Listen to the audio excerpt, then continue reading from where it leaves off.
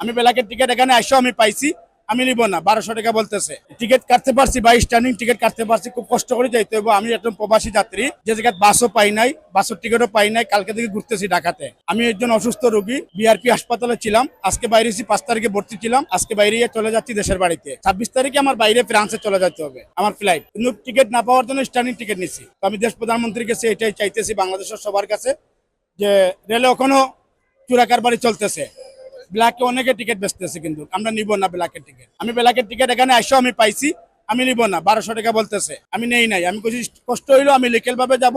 আমরা প্রবাসী, আমরা চাই না যাত্রী এবং রেল অধীনতে আমাদের কোনো সমস্যা হোক। এটাই বললাম ভাই, দেশের প্রতি এবং দেশের সবার প্রতি দাবি আকর্ষণীয় থাকবো যে রেল মহাদয় দেখি যে আমরা একটু সুন্দর সুপারে সবাই পৌঁছতে পারে।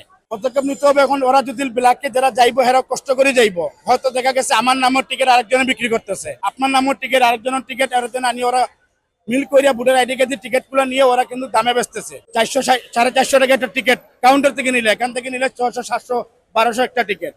মানুষ মজবুরিতে নিতেছে, কিন্তু এটা কিন্তু আমাদের দেশের সাথে বেইমানি এবং আমাদের রেলের জন্য বেইমানি।